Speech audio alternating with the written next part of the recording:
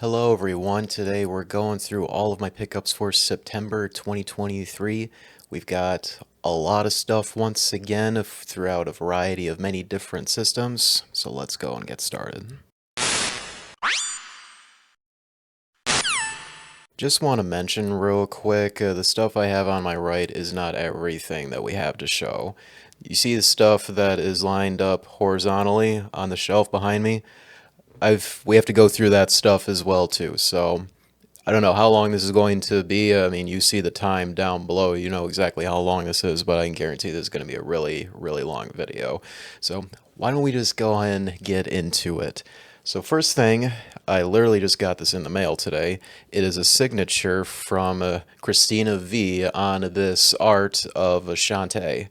This came from, let me look at the thing, from a Wizard World of Portland, because this is this certificate of authenticity. So yeah, this is legit Christina V's signature right there that she did herself back in January 26th of 2020 is when this event was going on. So yep, Christina V, voice of Shantae, as well as Risky Boots ever since Pirate's Curse in the series. I love the Shantae games so much. They are amazing Metroidvania style games. When the GBA game Shantae Revolution or whatever it's called, I can't remember it right now, but I'm placing pre-orders for that for the actual GBA cartridge itself on limited run site. And this thing here was about like $40 that I got online because I adore this series and this character a lot. I just couldn't resist it all. So yeah, quite cool to get that. All right, now this first stack of games, this is a system that normally I don't pick up games for at all, since I mostly prefer PlayStation for most third-party games. But the Xbox 360, I am aiming to get a lot of pure exclusive games to that system, like games that have not been released on PC or any platform still to this day. Because you guys may have heard in recent news that the Xbox 360 online store, it is going to be shutting down next July, I think Microsoft said. So I can just see that games that aren't even on that online store, some of these physical games may eventually get very expensive, because we saw it happen with the PS3 2 years ago, I think it was, when Sony announced that they were going to shut down that store, but they reversed their decision. But even after that, a lot of PS3 pure exclusive to that system went up in price, did come down, but they're nowhere near back to what they originally were. So these are all pure 360 exclusives. I still have like more that I need to get, but we'll going over some of these. So like, if you guys are interested in the system for any pure exclusives that are on this console, I recommend you pick these up. I mean, though I think like the last four here, like these are on other platforms, but they were like $3 or something like that. But yeah, these first few, these are pure exclusives to the 360. The first one we will start with is a launch title for the system, Perfect Dark Zero. Now, from what I recall of what other like fans of the series have said, this is a really disappointing game for Perfect Dark, like a complete letdown of the original N64 game. But hey, this is a game that is still purely exclusive to the 360, and I know it's pretty cool to get a launch title on the system. I'm not expecting much out of this given what I've heard about it, but hey, nonetheless, the 360 exclusive, so had to pick it up. Next game, this is a FromSoftware developed game, and this seems really similar to one franchise they own that has gotten very popular recently, which in this case would be Armored Core, but this game in particular, it is Chrome Hounds. You may look at the cover and think that this looks like an Armored Core game, like an unofficial Armored Core game made by FromSoftware. You would be right, but I think for like of gameplay I've seen of this, it seems like you are controlling mechs that are on like tank treads. So I imagine this is like a much slower paced Armored Core mech game, if that's truly what this is meant to be. But hey, a From Software made 360 exclusive. I absolutely had to pick it up. This is like a $10 game still, so this is one I would definitely suggest that you pick up if you're at all interested in pure 360 exclusives. This next game, I guarantee you, this game is not anything good or special, but this is a really kind of like a historical game. It is called Too Human. So the story with this game, it is one of those games where it was in development hell for many years, and when it did come out, it killed the studio. And the studio in question, it is Silicon Knights. We would mostly know them for making the Metal Gear Solid Twin Snakes remake on the GameCube, as well as Eternal Darkness on the GameCube as well. I think this was the next game they made after that. They might have made another game after those two, but as far as I know, this would have been their next game. So, Two Human, originally it was supposed to be a PlayStation game, but that then got delayed to come out on the GameCube. But the time when they did release Twin Snakes and Eternal Darkness, it was right at the end of the GameCube's lifespan. So once again, it got scrapped, and then it ultimately became a 360 game. What is really interesting, how this killed the studio, is not only did the game come out and I believe like it wasn't meeting sales expectations, but it turns out they I can't remember exactly, but they got into a lot of trouble with Epic Games for the use of the Unreal Engine that the game runs on. I don't know if it's say like it was they were using it without their permission or like stolen source code on the Unreal Engine, but it is something related to the Unreal Engine that involves so much lawsuits, and they did get sued from them, lost, and they just lost so much money that ultimately the studio closed down, all thanks to, this game, essentially.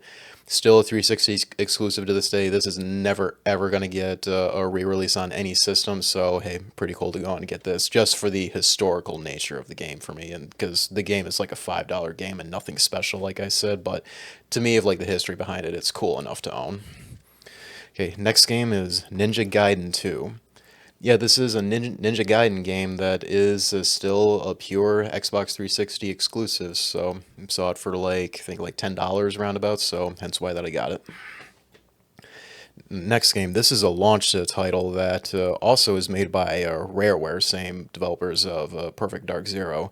It's Kameo Elements of Power. I honestly knew nothing about this game. It was when I was doing my research of like pure 360 exclusives. This is when I saw it and it's like, oh, it's a rare made developed game and also a launch title. So, they made two launch games for the system. Pretty interesting. Okay, next game. This is Kengo Legend of the Nine. This appears to be like a samurai hack and slash game. Not sure if you say this would be close to like Animusha, as it doesn't seem like it, but hey, nonetheless, 360 exclusive. All right, this is one of the couple games that I highly suggest you pick this up on the system, especially considering this is an RPG, and as most RPGs, so once they start having like price hikes for like as well as lesser known ones, they usually never come back down. But thankfully, this is still like a $20 game, and I highly suggest that you get this. It's Blue Dragon.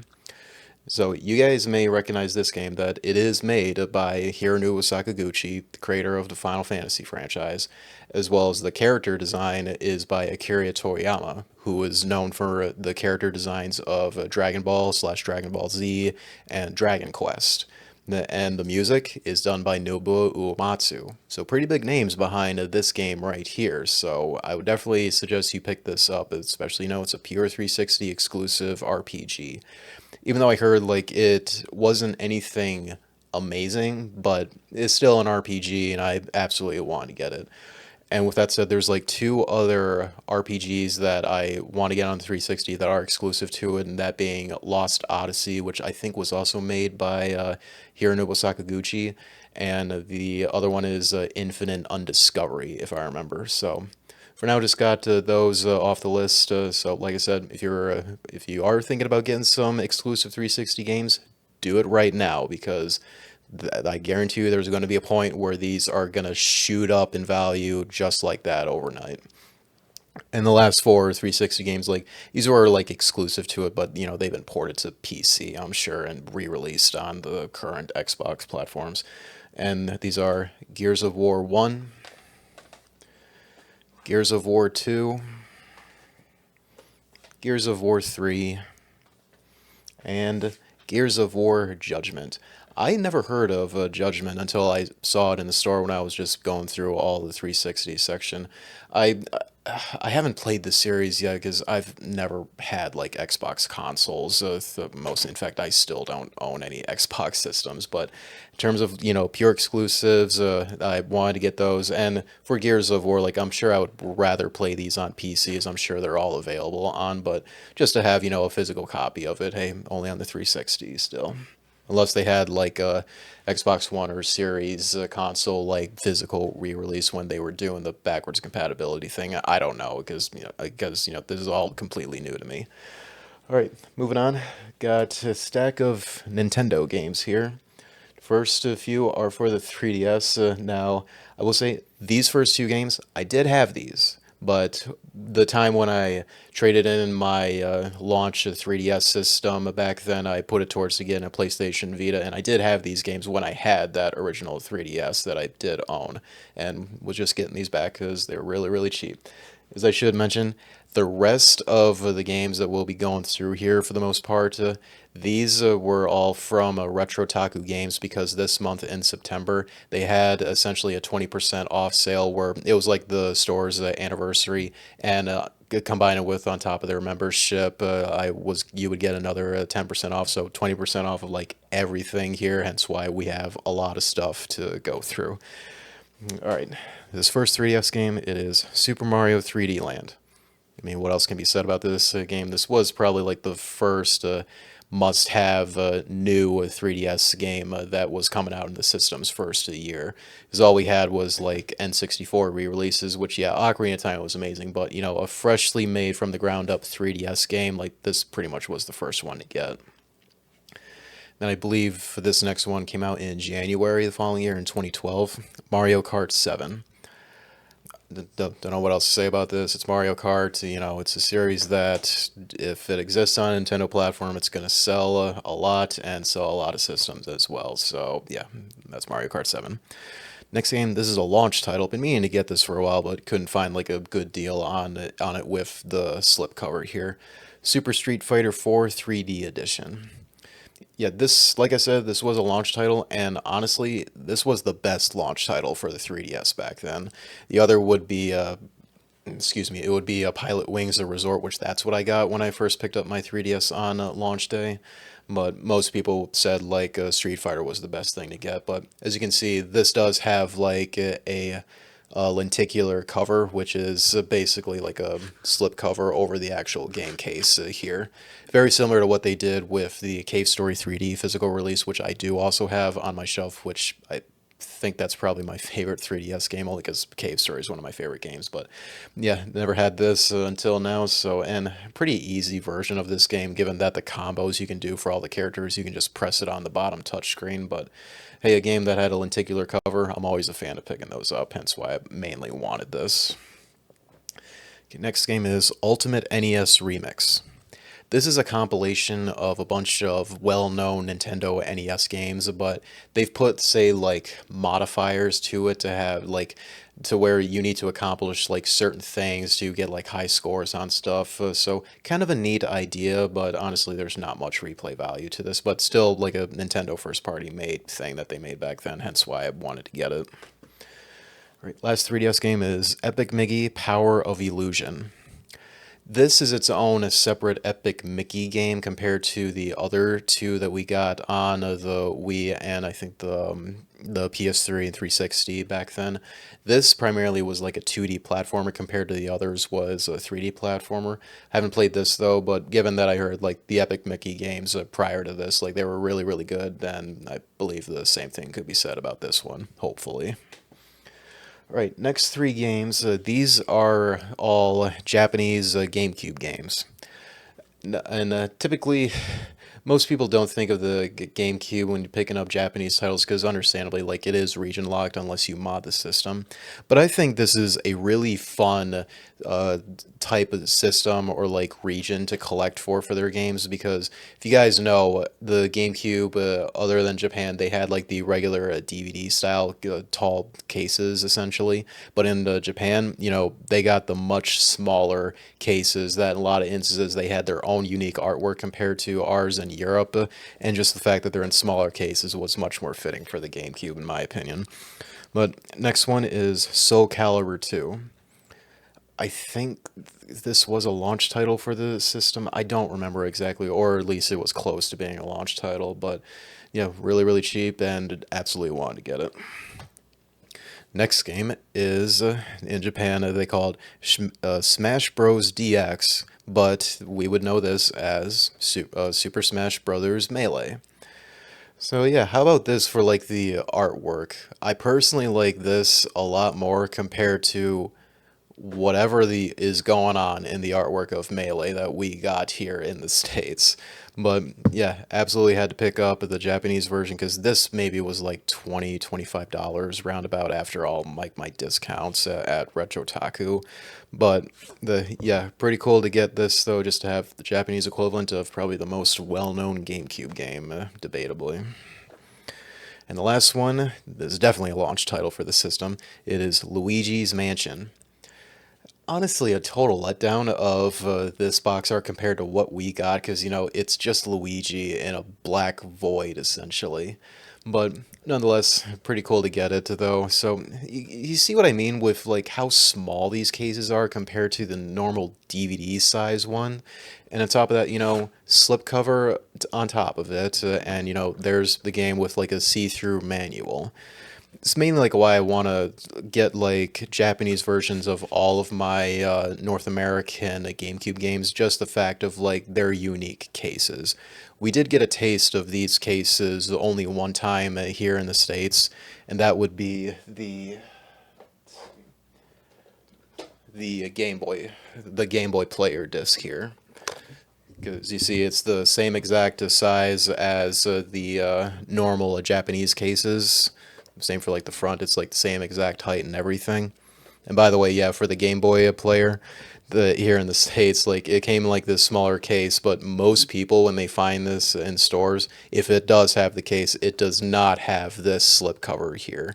You would typically find it like this, where it's got the safety sheet or what have you, and then inside the actual disc. Most people just lost this slipcover over it, so I was pretty fortunate to get it for myself. So yeah, that's Japanese GameCube games. Well, over time, we'll definitely pick them up because the Japanese stuff is so much cheaper compared to the North American stuff because most people can't play these because, you know, the systems are region locked. But nonetheless, pretty cool series for me to collect for personally. Right, now we got a stack of Wii games. First one is Endless Ocean Blue World. This is like an underwater simulator, like sightseeing game. If you played the game like Abzu, or recently like a recent indie release in recent years, it's pretty much similar to this. But this is made by Nintendo though, or they made it or at least published it. Not sure about that because you know you see their logo in the corner there. So pure Wii exclusive, so hence why that I got it. The next game is the sequel to Endless Ocean, which is Endless Ocean Dive, Discovery, and Dream. I think this was the sequel. Either this was the first or the other one was the sequel. I can't remember exactly because they don't have like a number differentiating the two. But yeah, same exact type of game and was really, really cheap, hence why I got it. Right, next game is Namco Museum Remix. This isn't like the typical Namco museum collection where it's literally like ports of the actual like arcade games, but they are still like in this release, I'm pretty sure. But they've come up with like actual unique mini games that I'm sure is still exclusive to this. There is another version of this, so they made like I think like a year or two after this, which was called Namco Museum Mega Mix, which eventually I'll get that because both of these are really, really cheap. Right, next game, Ghost Squad. This is a rail shooter, which the Wii is really, really good for rail shooters because, you know, the Wiimote and the pointer with the sensor, like it's just perfect for rail shooters. And this is a really, really cheap one on the system and also one of the better ones, too, from what I've heard. So hence why that I got it because I have such a soft spot for rail shooters. Okay, next game is Godzilla Unleashed. I think this was the last Godzilla game that we got prior to the god-awful Godzilla 2015/Godzilla PS4 that I showed you guys last month that I got for around like $40, because you know that's like a very, very expensive PS4 game. But this was maybe around like $30 that I paid for this. Like, Godzilla games overall just have a lot of value to them, unfortunately. But this game also exists on the PS2, if I recall correctly. It is kind of like a fun fighting game. Don't expect like A plus levels of quality to it, because honestly, there's not a lot of good Godzilla games, but this is like a better one in my opinion. As I had a lot of fun with it, but then again, for us Godzilla fans for like video games, like we just really love the fan service for the most part. Okay, next game is Resident Evil Zero.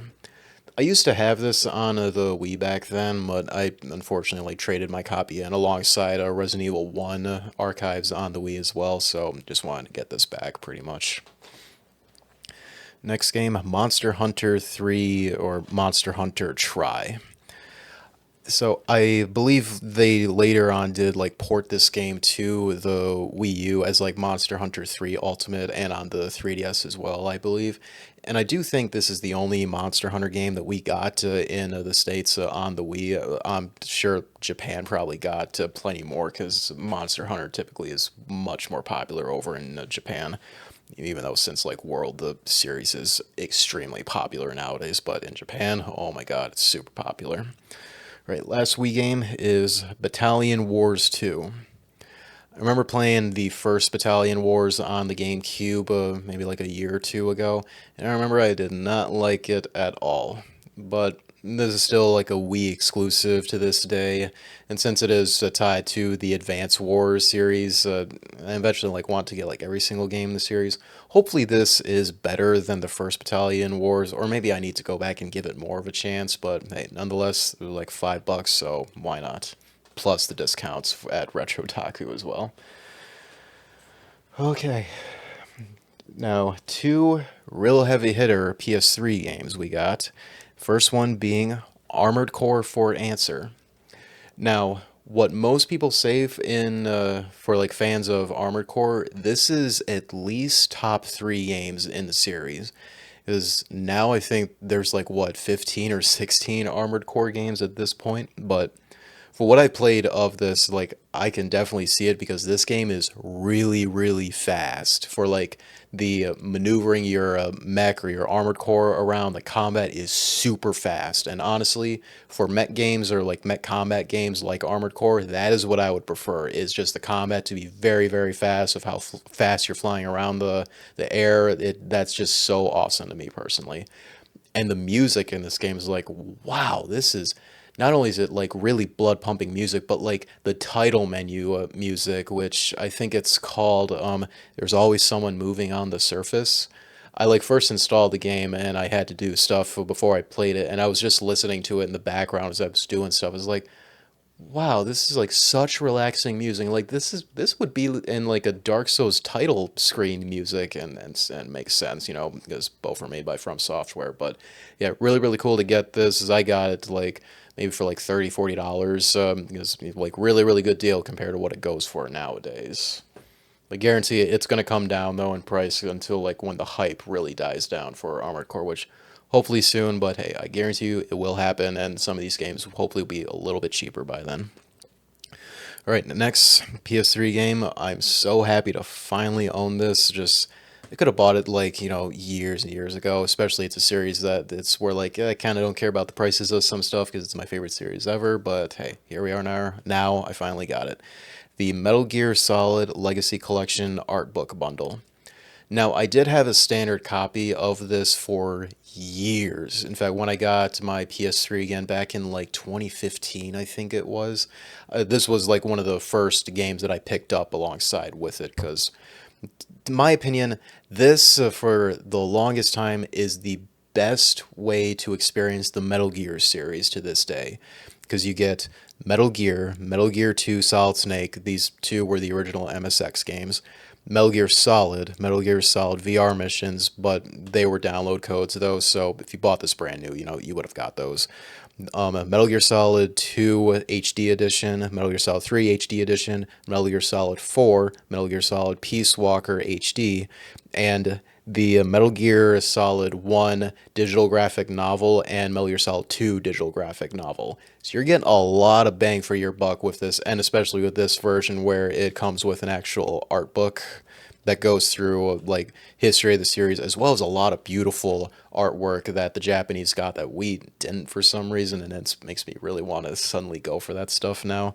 But yeah, really really happy to get this. It is valuable now because the new Master Collection coming out, where it's like, hey, this is like the same exact thing pretty much. So like, why don't we charge like the same exact price that the brand new game that eventually is coming out in October, which I'm definitely picking up day one to play through those games, even though it's really a lazy port of all those games. But hey, it's Metal Gear. I can't resist. My favorite series of all time.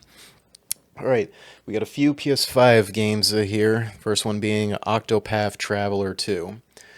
I have not. I have played the first Octopath a little bit on the Switch. I think it's still a Switch exclusive, like a physical exclusive. I think it does exist digitally on the other platforms, but um, yeah, I'll go and play that first before I jump into this. Just this was like a pretty good deal for what I saw it for. Okay, next game out. This one is actually from Limited Run Games. This is Vengeful Guardian Moonrider. If you guys remember the game Blazing Chrome, an independently made Contra game, essentially Contra 3 specifically, yeah, those developers, they made this game here. And it basically is like a Ninja Gaiden game, like the original 2D side-scrolling ones. That's very similar to like what this is. And since Blazing Chrome, I loved that game so much, and is it's got like beautiful pixel art. The animations are flawless, and like the 2D pixelated action was just so well done in Blazing Chrome that was absolutely going to pick this up on the limited run site. This next game, I'm still mind blown that this exists. It's Night Trap. This is from limited run that this came in the mail maybe like 2 or 3 days ago. So yeah, it's Night Trap. If you're unfamiliar, you've been living under a rock somehow. This game is the main reason why that we have games with an M rating, T rating, or E10 plus, the ESRB here in the States at least. I don't know about the PEGI system or Zero system in Japan and Europe, but hey, this alongside the original Mortal Kombat is the main reason that we got the ESRB. And like looking back on this game, I haven't played Night Trap, but I've seen enough clips of it and the history of this game. It's like I know all about this game at this point. We seriously had a lawsuit come up against this stupid thing. I mean, thank you for giving us M-rated games. I probably wouldn't have played Metal Gear thanks to it, but yeah, the fact that it has a PS5 physical release, that's something right there. So pretty cool to get it just because, it is a pretty historical game at the end of the day. Okay, next game is No More Heroes 3 Day 1 Edition. This edition, which I should mention, I got this alongside, let's see, it was Octopath Traveler 2 and one other game that we'll get to eventually. But I got this on Amazon when they were having a buy one and add another one for the price of one game type of sale that they were doing. And this was one of the things that I got. And my God, does this edition come with a good amount of stuff. It's the base game, a thick art book, bunch of postcards, and music CD as well too. So yeah, pretty cool to get that. I still have to play through the first two No More Heroes games, but hey, cool to get this for a really really good price on Amazon. Okay, next stack we got some PlayStation 1 games and a bunch of heavy hitters in here because 20% off all this stuff. Not really gonna find it cheaper elsewhere, so totally gonna capitalize on that. And the first one, and the only long box game that I got, is Destruction Derby. I believe this was a launch title for the system. I could be dead wrong on that, or at least this would have at least come out in the first year of the PlayStation on the market because it is a long box game. And Destruction Derby, pretty well known PlayStation game that surprised it didn't get anything on the PS2, but hey, it is like a kind of like a well known racing destruction game on the PS1. Kind of like before the Burnout series, that was probably the most fun destruction car game type thing. All right, now just like regular jewel case PS1 games now. First couple is a lot of Resident Evil sweetness. First one is Resident Evil 3 Nemesis with the Dino Crisis bundle or demo disc. So yeah, I never owned like an actual physical copy of RE3 at all until nowadays. I have played the game on like other versions. I still have yet to beat it though, but hey, hopefully in October I do plan on playing a bunch of horror games and hey, maybe I'll finally go through and play this, hopefully. This next one, this is the most overlooked game on the PS1 of the Resident Evil series, and like it's clearly obvious, you know why if you know about the game. It's Resident Evil Survivor. So this is not like the other games where it's a fixed camera angle with tank controls, even though it still has like tank controls, but for this, the game is set up in a first person view. So, and you know, that's interesting because if you know history of this series, like the first Resident Evil game during like its early development stages, it was originally going to be a first person view game, and they ultimately decided on the fixed camera angles. But hey, if you wanted a taste of the closest thing that you probably would have gotten if they stuck with that, hey, try Resident Evil Survivor. It's not that good, but it's what's awesome. The voice acting in this game is, in my opinion, is much worse than the original Resident Evil. Yes, it is that bad. It is so funny and awesome at the same time, but it's still like a game I recommend you play, you know, if you are a big fan of the series. But the characters and like the setting that this takes place in is like completely ignored by Capcom these days. Like they want to ignore that this game ever existed, but hey, us diehard fans will never ever forget Sheena Island though.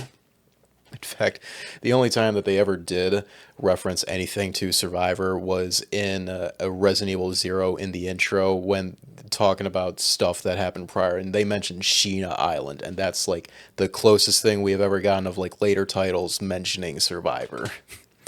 All right, and the next one is Resident Evil Director's Cut. This is the one that has the Resident Evil 2 demo in here, and I think this came out when Capcom still had Resident Evil 2 as what we know now as like Resident Evil 1.5. So they were I could be wrong. I haven't played like the actual demo disc yet, but I think for like what they had was like showing trailers of the of Resident Evil 1.5 with this. It's either that or the Japanese version has the 1.5 stuff, or maybe like the demo that is in here is actually what we got as Resident Evil 2 eventually. We'll say this, the Black Label version of the Director's Cut, it is much more expensive compared to the disgusting Greatest Hits version because it doesn't come with the Resident Evil 2 demo as the Black Label does here. And since I refuse to have any Greatest Hits stuff in my collection, like, of course I'm not going to get that. I'll spend the extra to make sure it actually looks really good on the shelf for like the spine and whatnot. All right, next game is Medal of Honor. This was the very first Medal of Honor game that we ever got, which nowadays that is a dead series. But the original PlayStation games and some of the PS2 games, in my opinion, like these were really, really good first-person shooters. Like, yeah, the controls, especially for this and Underground that came after this, like, yeah, they are dated, but once you get used to them, these are still really, really fun first-person shooters. So, if you want like a first-person shooter campaign that feels like they actually put a lot of effort into it, I do recommend the Medal of Honor games on PS1. Okay, next game is Siphon Filter. I did get Siphon Filter 2 and 3 like years ago, but hey, just for some reason I just didn't have the first game until now. It is available on the PS4 and PS5 through like the Classics catalog, which is probably the preferred way to play them nowadays. This next game, this is a childhood game. Man, I played the hell out of this game. This is also available on the PS4 and PS5 Classic selection. And seriously, don't sleep on this game. This game is awesome. It's Toy Story 2: Buzz Lightyear to the Rescue. Now, Initially, you may think really a movie license game. I'm not kidding. This game is awesome, is so much fun. It's basically a Mario 64 game where you got like a big level, you do 3D platforming. There's like objective type things that you can do that your ultimate goal is to collect five Pizza Planet tokens. You get a certain amount, and you progress further in the game, and then if you have enough, you'll be able to do a boss fight of like the general area that you're in, and you just proceed on to the next one. All the levels have like their own unique like platforming type sections, and their own unique like unlocks that you can go back to the previous levels and unlock the pizza plant tokens that you couldn't get. So there's like Metroidvania aspects into this game as well. And also the music is really really good. Not something that I would commonly listen to outside of the game, but the music in here is pretty good. But the two tracks I love the most is the from the last two levels in the game, the airport section and the runway section. I recommend you guys look it up. They're called Tarnic Trouble and Airport Infiltration. It's really really good music. Highly recommend you look into it. So yeah, don't sleep on this game. This game is amazing. It's on the PS4 and PS5 online store for a reason. This game is awesome. Love it. All right, next game is Tomb Raider. I did have this game way back then because actually I'm pretty sure my dad got this alongside Tomb Raider 2 and Last Revelation, but I'm sure like that copy was like beaten to crap when I was neglecting disc games back then until the Wii, matter of fact, when I look back. But hey, just wanted to get it back though, and like a really, really good copy of it too. All right, we got two FromSoftware PS1 games, and you may know for a lot of their games on the PS1, they're quite valuable these days, but hey, got a really, really good deal on these I was not going to pass up. First one being Armored Core Master of Arena. So there was three Armored Core games on the PlayStation 1, which the first one just being called Armored Core, and the second one was Armored Core Project Phantasma, I think that's how you say it, and then the final one we got was this one, Master of Arena. I think most people say Master of Arena is the best game out of the original PS1 games. I haven't played through it yet because I want to play this series from like one and go up of in terms of like release order, because this does look like a series that looks gets more and more impressive if you play it in release order. It's gonna suck because there's about like what I said earlier, like 15 or 16 games in this series, and they're expensive these days. But hey, when I see a good deal on them, I'll definitely pick them up. And for what I've played of them, it's like I really, really enjoy these games. They're so much fun. All right, and the last From Software game that we got today is Echo Knight. Echo Knight is the best series From Software has made that's not any of the Souls games. Like outside of that, of like all their lesser known titles, I think this would be their next best series, and then the following would probably be Armored Core, in my opinion, at least.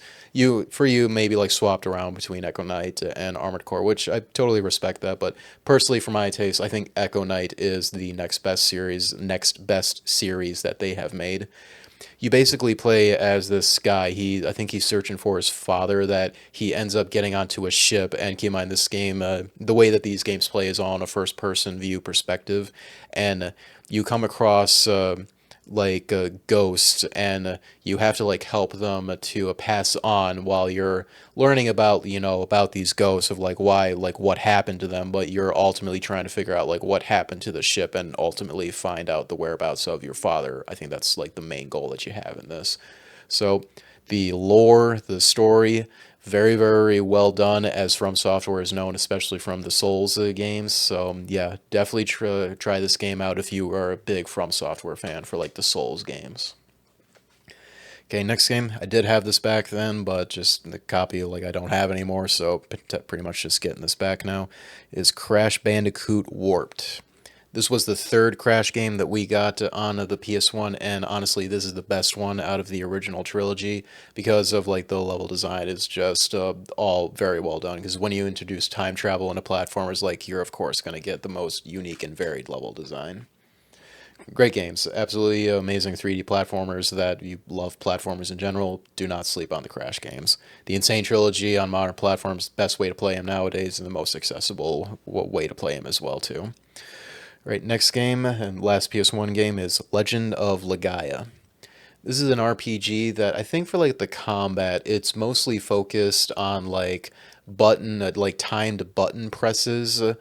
If I remember correctly, when I was watching my friend play this months ago, that's what it seemed like. And I know I've seen like clips of this game like years ago, but just never like really looked into it. And I saw it for a really good price, hence why that I got it. Okay, now, pardon me for a second because I have to go get everything else up on the shelf there. So pardon the cut. All right, we're back. Sorry about that, because like I said, a lot of stuff to go through this month because of the sick deals that I was getting. So let's go and get into it. Now, the first two we will do here is some PSP games. First one being PQ, Practical Intelligence Quotient. I think that's how you say it.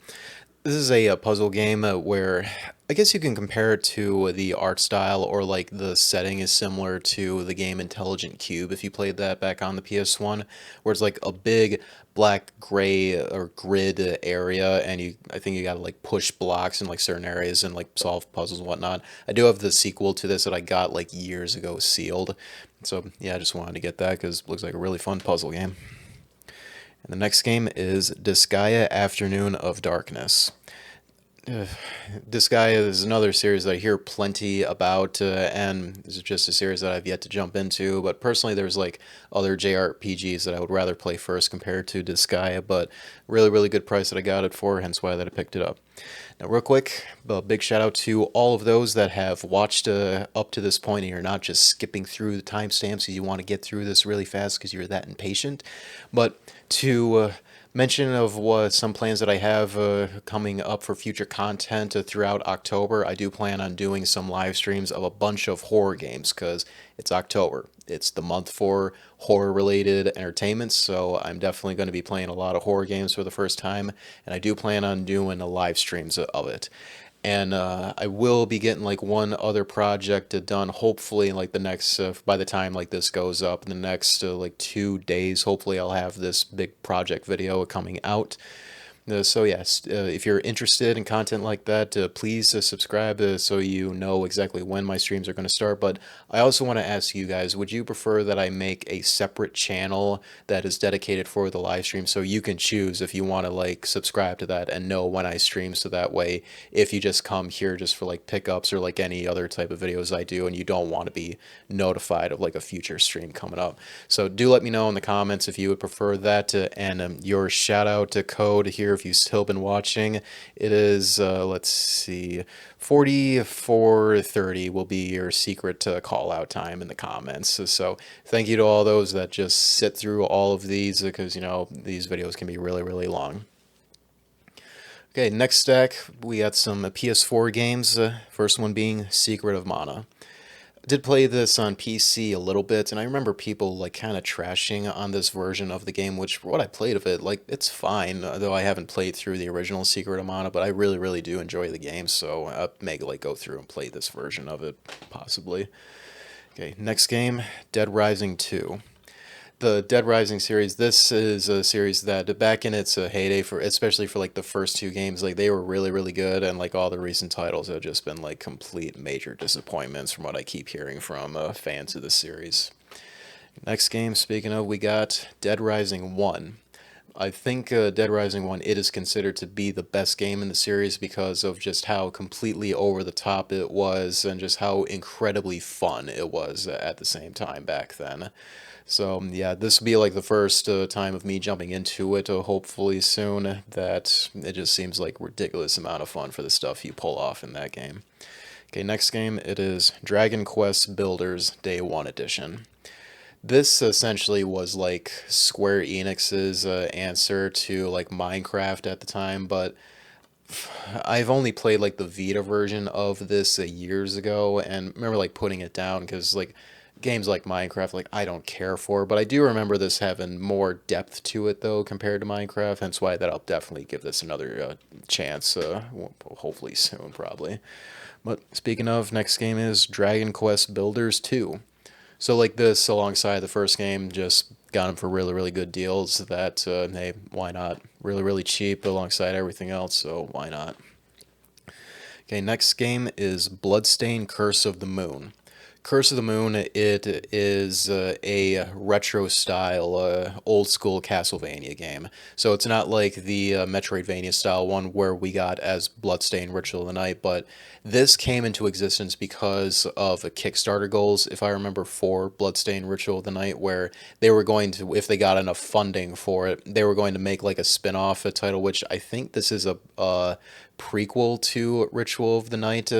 That it's in like the same art style as like the NES Castlevania games for its 8-bit look, and the gameplay is just like Castlevania 1 and 3 pretty much. So if you're a big fan of those games, absolutely give this game a shot, as well as its sequel Curse of the Moon 2.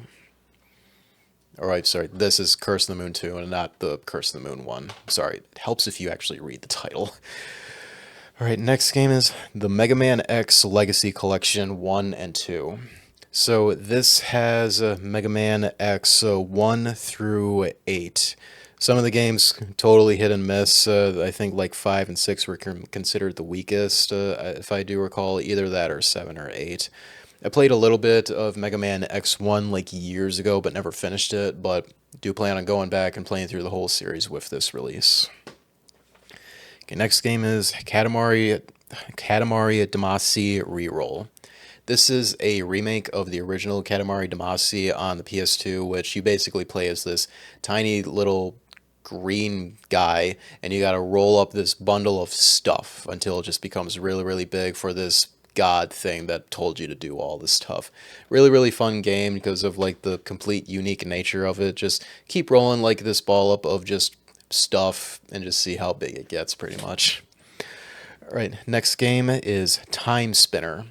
This is a limited run release, and this is a gorgeous Metroidvania game. It's very, very similar to, I would say, probably like Symphony of the Night, probably the closest thing I would compare this to because of like the art style of it. And the music, I love the music in this game. It is beautiful. So with all like the discounts, I got this for a really, really good deal, hence why I totally jumped on it. Okay, next game. This was the other game that I got alongside with the No More Heroes and those other PS4 games that I mentioned that I got off of Amazon's deal going on. But this was like my most favorite thing that I was looking forward to. It's Theatrhythm, a Final Bar Line. This is a Final Fantasy spin-off game. It's very similar to the ones that they made on the 3DS, where it was meant to be a 35th anniversary celebration of Final Fantasy, and it includes music. It's a rhythm game of the music from Final Fantasy 1 all the way up to 15 and 7 Remake as well. They even have like a DLC or even other unlockables of other well-known Square Enix games as well that have equally as amazing music in it. So if you're a fan of Final Fantasy, just the music in general, absolutely pick this up because it's got like the actual music from those games as well as plenty of remixes of them too. And they try to throw in like actual like RPG element stuff with it for like the characters you deploy in the music. So definitely give it a try though if you're a big fan of Final Fantasy in general. Okay, next game is Little Nightmares 2. I did play through the first Little Nightmares and I really, really enjoyed that game. It's one of those like really tense indie horror games where it's not meant to be like really, really scary, but stuff that could maybe get under your skin, really like tense up moments. So it's similar to like a Limbo and Inside if you ever played those games. So definitely give these games a shot if you're at all a fan of like Limbo and Inside. Okay, now these next few games, these were from the site of VG Plus. They had like a deal going on of you buy like these games, like set amount of games, you'll get this one other for free. Which that like free game I like trade in for credit because I like didn't care for the games. That all these others they were on like a pretty good sale, hence why that I got them. First one being Dusk Diver. This game seems to be like it's a hack and slash game similar to like Devil May Cry, I would say. Since it is like anime style, I really, really love anime style games in general, hence why that I definitely picked this up. Okay, next game this is definitely a game based off of an anime. In fact, all these three essentially are, except for, I don't think Dust Diver is based off of an anime. But this one, it is called Steins Gate Zero. There is a Steins Gate one. I think this is. I can't remember if this is meant to be like a prequel or a sequel to the original Steins Gate, but Steins Gate, it is an anime that has gotten a lot of high praises from both critics and fans alike. That I'm gonna watch the anime first before I play the games, possibly, or is it preferred to be like the other way around, play the games first, then watch the anime? You guys let me know if you are Steins Gate fans, if which way is best preferred if you're first jumping into this series. Okay, next game. This is another anime-based game that is based off of a very successful, highly rated anime series. The game, it is called Is It Wrong to Pick Up Girls in a Dungeon? Familia Myth Infinite Combat. Love that name so much. You may think when you first hear that name, you don't know anything about this series, like what kind of a name is that? It's just a thing with some anime. They just have titles like that that is essentially like a random stupid sentence. But this series, especially like the anime, highly, highly rated in recent years. That people say like this is one of the better animes in recent years. So the game, it's basically a dungeon crawler, a top-down RPG, pretty much. Normally, I'm not like the biggest fan of those games. For what I played of this, like I'm really, really enjoying it. That I can definitely see myself getting into it. But I'm gonna watch the anime first before I play through this game because this game is kind of like a retelling of the whole anime, from what I understand. So yeah, definitely glad to get this for a really, really good price because secondhand market, this game has got like a little bit of value to it, but VG Plus, it essentially was like half off compared to getting it elsewhere. Next game, it is Cotton Fantasy. The Cotton games, these are like really, really easy shmup games, or basically like cute 'em up games. I do plan on getting all the other games, as these games are really, really fun for shmups and very easy for someone to get into the genre if it's like their first few shmup games. Okay, next game is Tempest 4000. The Tempest games, it's hard to describe these. These have like the art style of Res Infinite, if you've played that, where it's like it's got like that art style of like the earliest of 3D polygon games, but for this one, you're basically this like spider polygon thing is the best way I can describe it, and you're shooting down at stuff as they're like coming up towards you.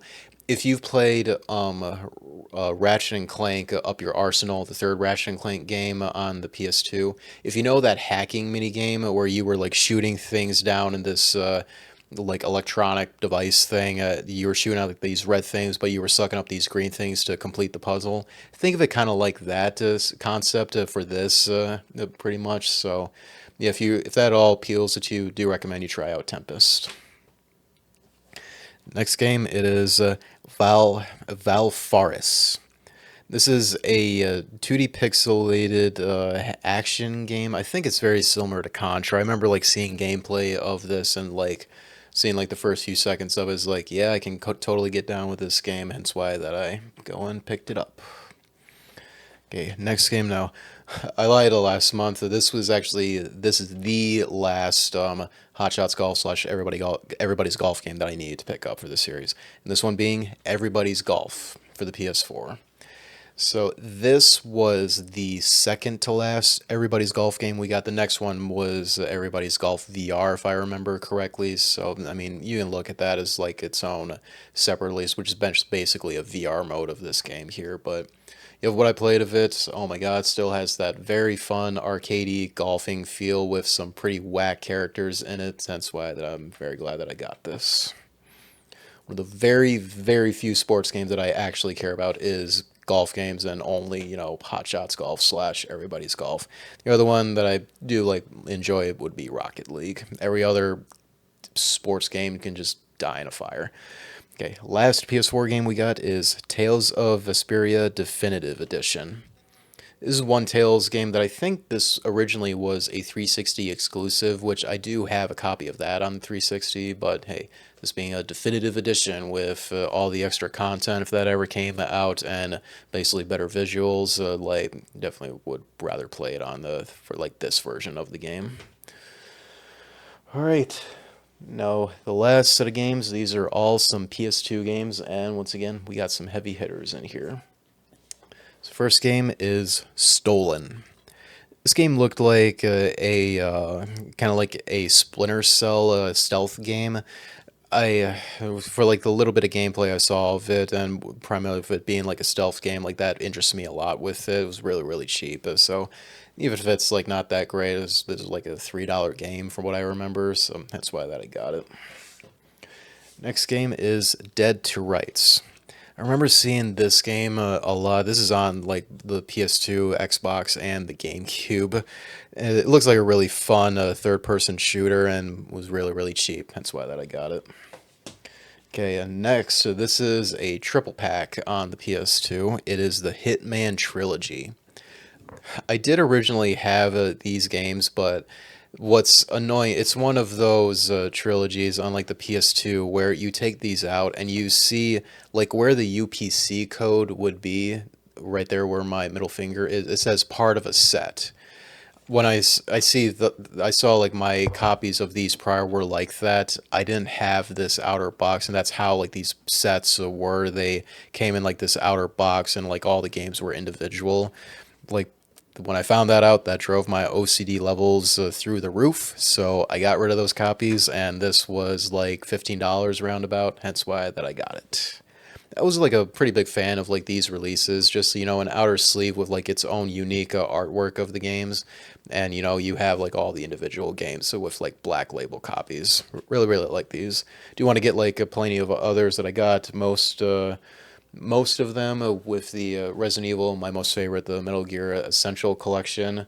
So there's probably like three more that I want to get at this point. Okay, next game is Cold Fear. This is a Resident Evil 4 clone, kinda, but what's pretty cool with this one, it takes place on a ship, and because you're in the middle of a big storm, the ship like sways, and if you're not careful, you can like fall off the ship and die. I haven't played this game much. I've only played like the first 5 minutes of it, so yet to find out like what's truly going on in the game. But with this being a survival horror game, PS2 game, and similar to Resident Evil 4, absolutely had to pick it up. Next game is Rogue Ops. Don't remember much what this game was when I first learned about it. It seems like a third-person shooter that's made by Chemco. What's probably like what instantly caught my eye is that on the top of the case, it still has like the original seal sticker for a lot of like PS2 games from like 2000 to like I think 2006. They had like this type of seal sticker on the very tops, and the PlayStation 1 was the same exact way too. Next game, this is Legaia 2 Duel Saga. This is a sequel, or at least intended to be a sequel to Legend of Legaia on the PS1 that I showed you earlier. And was watching my friend play this months ago. He was sharing it on Discord, and I was watching gameplay of it. It's like, this game looks really boring and a total letdown compared to the first Legend of Legaia. But the voice acting, the characters, animations, like was so cheesy that I had to get a copy of this at the end of the day. I may play through it though, but I need to have maybe like a YouTube video or a podcast playing on the side to make sure that I don't like feel like I want to die as I'm playing through this game. Okay, next game. This is a game that me and my brother, we played the hell out of this game back then. Is Lord of the Rings: The Third Age. The Lord of the Rings games back then during this generation, pretty much all of them were amazing games, no joke. This being my personal favorite, where it's basically a turn-based RPG, and the system it uses is the same exact system that Final Fantasy X uses, where you can see the turns on like the right side of the screen, so you know like if you're coming up or the enemy's going to attack you, depending on the moves that you do, that could influence the upcoming turns of another character or the enemy. And with this release, it's going through the original Lord of the Rings trilogy of the Fellowship of the Ring, Two Towers, and Return of the King. So like all like major events that were happening in those movies, you're going through it in this game with its own unique characters and interacting with the actual main cast of the series, and still has their original voice acting too. So if you're a big Lord of the Rings fan and a big RPG fan, like turn-based RPG, especially Final Fantasy X, pick this up. You will love this game. Okay, next game. This is Onimusha Warlords. Onimusha, this is a series I have heard so much about, where it's basically like a Resident Evil game, but with like samurai warriors, essentially. So, yeah, had to pick it up though, because if it's a Capcom made game that is very similar to Resident Evil, definitely got to pick it up. Next game is Onimusha 2 Samurai's Destiny. So, same thing as like with the first game. This is a series that I totally want to try out though, because anything similar to Resident Evil, I'm definitely going to try it out. Next game is Onimusha 3 Demon Siege. I'm not sure what most people consider as best in this series, but hey, nonetheless, saw all of these at Retro Taku for really, really good prices, hence why that I got them. And next game, we got Crimson Sea 2. This looks very similar to a Devil May Cry for like what the character seems to be. I know I seem to bring up that game a lot when I'm comparing these hack and slash games, but it's the de facto hack and slash series like Devil May Cry if you're comparing it to a lot of similar games to it. But yeah, this looked pretty fun though, so I do look forward to trying this out. It says that it's was made around the 25th anniversary of Koei Tecmo at the time, so I don't know if this is meant to be a celebration of their other IPs, but hey, it says right there on the back of the case. Okay, last stack. The next game we got is Onimusha Dawn of Dreams. I did not hear of this Onimusha game until I saw it at Retro Taco. I thought it was just like 1 through 3 that we got. And what's unique with this one, this is a 2-disc game, matter of fact. The other 3, the original trilogy, they were just single-disc games, so kind of interesting that this is a double-disc game. One thing that is going to drive me insane with this game specifically, you look at the original trilogy on the PS2, see the spines of like how very seamless they are. Well, you combine the Dawn of Dreams, that's what it looks like. Dawn of Dreams got its own unique spine right there that just completely kills the look of the other ones. I mean, it still looks good, but come on, like with how like really seamless like those 3 are, it's like come on, you had to make this one its own unique thing. Oh well, it is what it is. Okay, next game. This is a launch title for the PS2. It is Kessen. This is it's a, I forgot like what era of Japan this would be in, but it's a strategy game very similar to I want to say like Fire Emblem, given how like it looks, but the way that you like navigate the menus or like the battles in this game, like it's really really jank, honestly. But with this being a launch title and a kind of like like when you get used to it, a pretty fun looking strategy game that was a really good showcase to show like how much more the PS2 can handle with the amount of like characters on screen. Okay, next game is Project Eden. This, if I remember, this looked like another stealth game that when I saw like gameplay of it, like I was instantly sold on it of seeing the first few bits of gameplay. Though it says on the back here, from creators of Tomb Raider 1 and 2, so it was made by core design of the original Tomb Raider games from the PS1. Believe most of their later games like ended up being not as good as the original Tomb Raider games, but since I'm like a big fan of those games anyway, like hey, why not? Next game is Katamari Damacy. So you saw that I got the Katamari reroll on a PS4, but hey, still wanted to get the original release. I mean, these were both like really really cheap, so why not? Okay. Next game is Lara Croft Tomb Raider, The Angel of Darkness. This was the last core design game that they made on the Tomb Raider series, and it is the worst one that they have ever made because it's a Tomb Raider game where you don't raid tombs. Kind of defeats the name, honestly.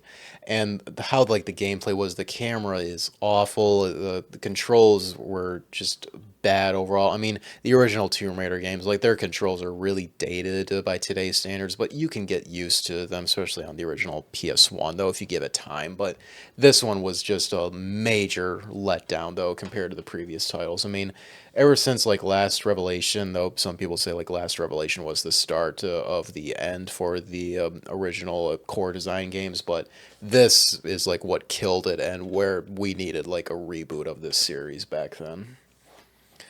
Okay, next game is Thunderstrike Operation Phoenix. This is one of those like helicopter combat games that I personally have like a soft spot for these. Like these exist on almost like all of older systems back then, where it's kind of like those junky candy type games that these are like really cheap, and you're only like into these if like the type of game that is does appeal to you. So I really do quite enjoy these games. Okay, next game is Batman Rise of Zenzu.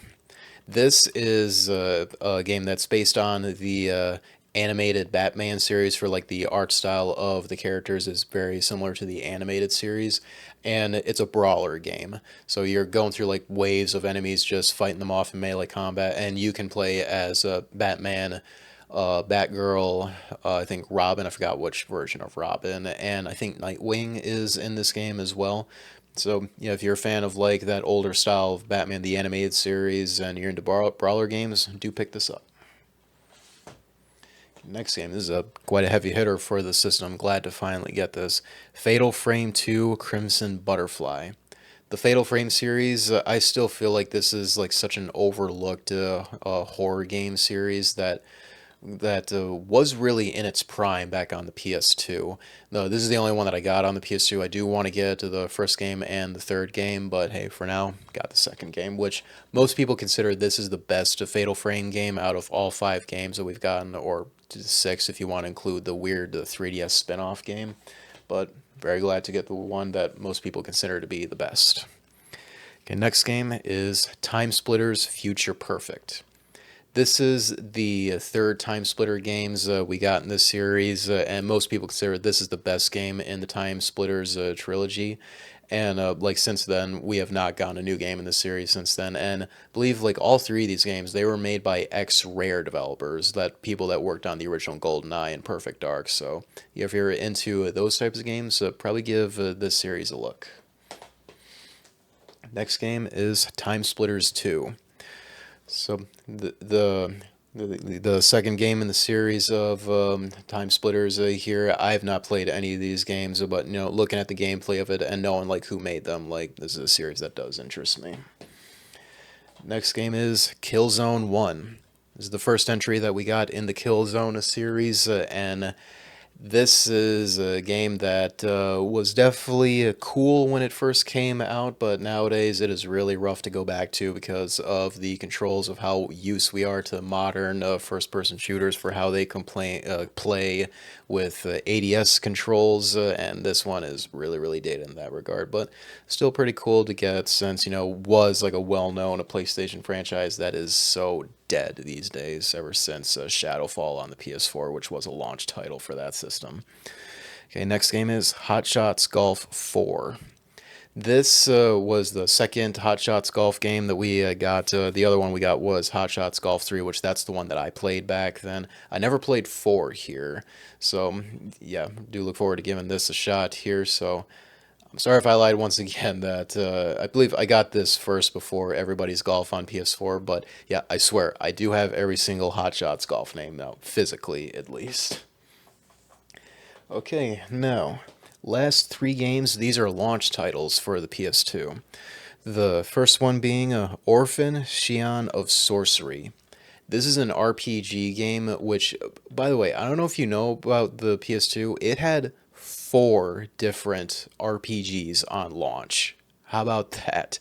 And two of them were made by FromSoftware, and they also made Armored Core 2, which was a launch title. They had FromSoftware had three launch titles for the PS2. Wow, that is crazy looking back. But Orphan here, um, it's pretty unique for how its battle system is, where once you get into battles, it's all playing out in real time. So like the enemies could attack you like at any second pretty much. But you have button prompts that your character will do its attack at any point, but you have to wait until you see like your reticle lighten up to where you can hit the enemy. So it's like real time in nature, but still like turn based in a way. It's hard to like perfectly describe, but it is pretty unique in that regard. But man, does this scream as like early PS2 game, because the lip syncing is completely off, voice acting not that good. But speaking of voice acting, the main character, Orphan, the title of the game, like his name is Orphan, he's voiced by Quentin Flynn. We would know him for voicing Raiden in the Metal Gear series, or probably maybe his most well known, Axel from Kingdom Hearts and Reno from Final Fantasy VII. And also the character that voices the person where like whenever you get like a new ability, there's like a whole scene where like he's getting a gift from like the heavens or something for Orphan I'm talking about. But the person like describing like what you got, he is voiced by the same person who voices Roy Campbell from Metal Gear, aka Colonel from Metal Gear. So like two voice actors from Metal Gear, my favorite series ever. Like of course I'm going to be sold on this, but I really do enjoy of like what I played of it so far, despite like it really shows of being like an early PS2 game, and you know it's not that great, but for what it is, I'm really enjoying it so far. That maybe when I'm done with this video, I'm gonna go back and play this.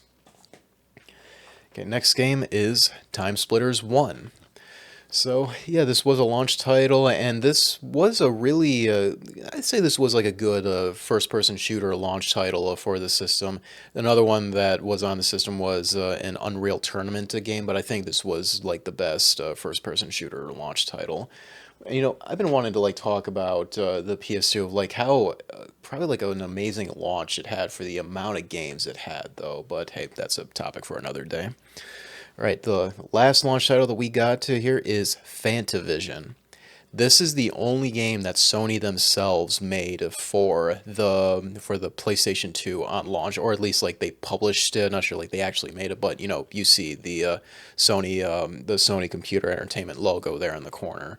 But yeah, this was the only launch title that they made. Most people consider this was the best launch title to get because this is still like an addictive like puzzle arcade high score type of game that they re-released this on the PS4 and the PS5 and also the PlayStation VR 2, which is actually how I first played it. You're basically looking out in the distance in like a city and you're doing like a fireworks show, and you have to like connect the fireworks as they're going up to then have them like explode, and depending on how you sort them out, like the more points you get.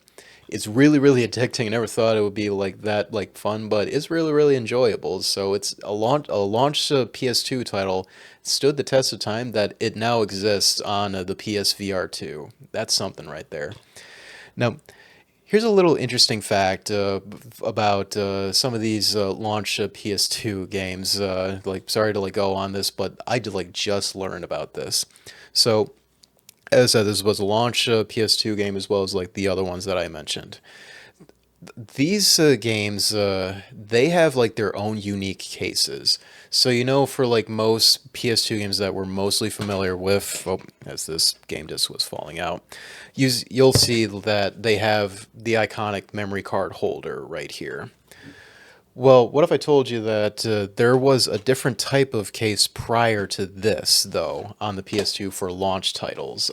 It was from October 26, 2000. That was when the system came out in the States, and it went until mid-March, from all research I've done, mid-March of 2001, where they had their own unique cases.